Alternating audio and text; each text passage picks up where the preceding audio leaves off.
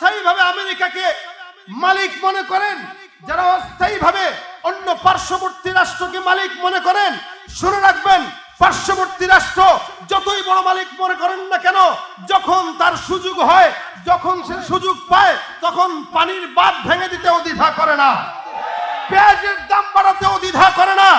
কিন্তু আপনার আমার স্থায়ী রব মালিক কোনদিন বান্দার অকল্যাণ চায় না। বান্দা তার নাফরমানি করলেও মালিক তাকে কোনদিন ভুলে যায় না। আমাদের দিলের আশা, মনের আশা। তো দেখেন, আজকে যে মজলিসে বসলাম, এই মজলিসে আমরা যতগুলো মানুষ বসলাম, আমাদের প্রত্যেকের একটা পরিচয় আছে। পরিচয়টা কি একটু বলেন দেখি আওয়াজ দিয়ে। মুসলমান। আলহামদুলিল্লাহ, বুঝেছেন। আমি আপনাদেরকে বেশি আওয়াজ দিতে বলবো না, কারণ আপনাদের গলা অলরেডি ভেঙে গেছে, আর আমাদের গলায় অনেক জোর তো মাশাআল্লাহ। বাস চলতে থাকবে, আমরাই চালাই, আপনারা বসে থাকেন।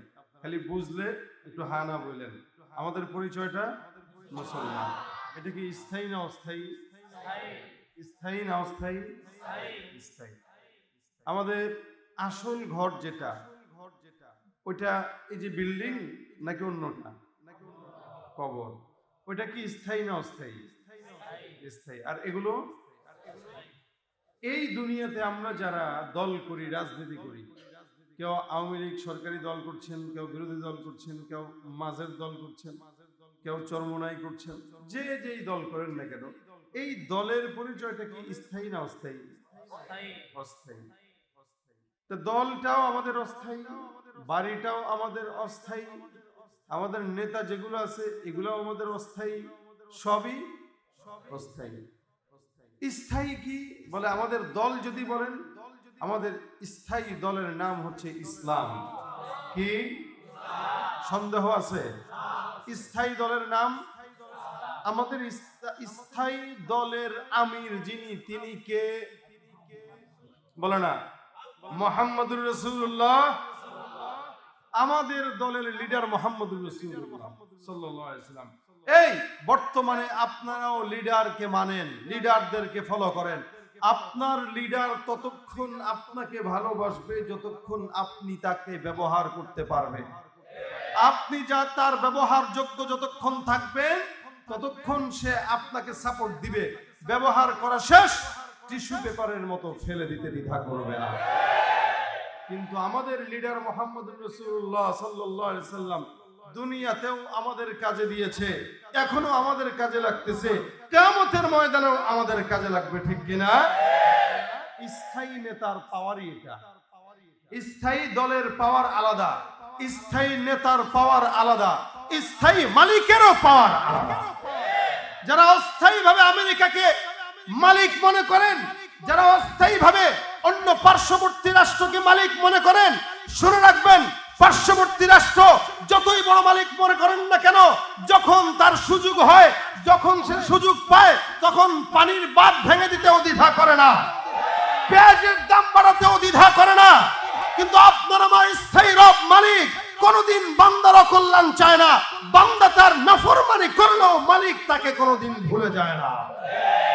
এটা হচ্ছে স্থায়ী রবের মহব্বত, স্থায়ী রবের পরিচয়। আল্লাহ পাক রব্বুল আলামিন স্থায়ী রব, আল্লাহর হাবিব স্থায়ী নেতা, ইসলাম স্থায়ী ধর্ম, স্থায়ী দল, আর কবর স্থায়ী ঘর, আর দুনিয়ার সব হচ্ছে কি অস্থায়ী। স্থায়ী যেই পরিচয় আমাদের মুসলমান, আল্লাহ পাক রব্বুল আলামিন এই কারণেই তো এই কথা বলেন, ইয়া আইয়ুহাল্লাযীনা আমানুত্তাকুল্লাহ হাক্কা তুকাতিহি ওয়া লা তামুতুন্না ইল্লা ওয়া আনতুম মুসলিমুন। মুসলমান না হয়ে মইরো না, এটা আল্লাহ বলেছেন। কেন? তুমি যেই দল করো ওই দল হয়েই, ওই দলের কর্মী হয়ে কবরে আসো। কারণ ওই দলের কর্মী ছাড়া কোনো লীগ, কোনো দল, কোনো এই সেই আল্লাহর কাছে কোনো দাম।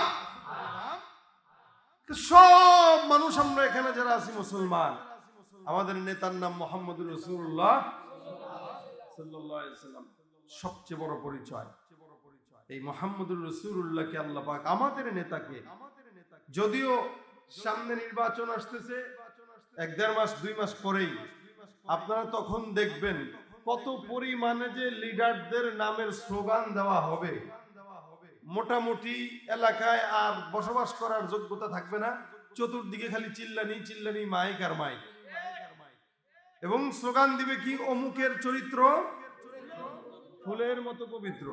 দেখেন কত বড় একটা মিথ্যা স্লোগান, কত বড় একটা মিথ্যা স্লোগান হইলে এই স্লোগান দেয় মানুষ।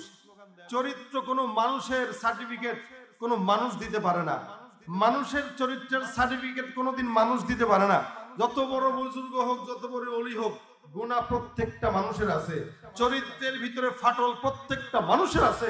সুতরাং ফুল যেমন পবিত্র, মানুষের চরিত্র তেমন পবিত্র হতে পারে না। এরপরেও স্লোগান দেয় চরিত্র ফুলের মতো।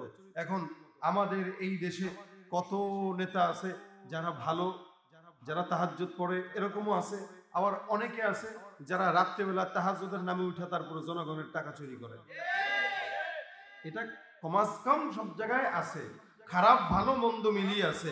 তো যেই ব্যক্তিটা চুরি করে, যেই ব্যক্তিটা ঘুষ খায়, যেই ব্যক্তিটা জনগণের টাকা মেরে খায়, ওই ব্যক্তির ব্যাপারে যদি আপনি স্লোগান দেন অমুকের চরিত্র ফুলের মতো পবিত্র, বেচারা চিন্তা করবে এত চুরি করার পরেও যদি চরিত্র ফুলের মতো হয়, ভালো হওয়া দরকার কি? কথা বলে না, এটা বলবে কি বলবে না? তাহলে এই ব্যক্তি আজকে যতটুকু চুরি করছে কালকে তার চেয়ে বেশি করবে। এরপরে যদি নেতা হইতে পারে তাহলে তার কথাই নাই।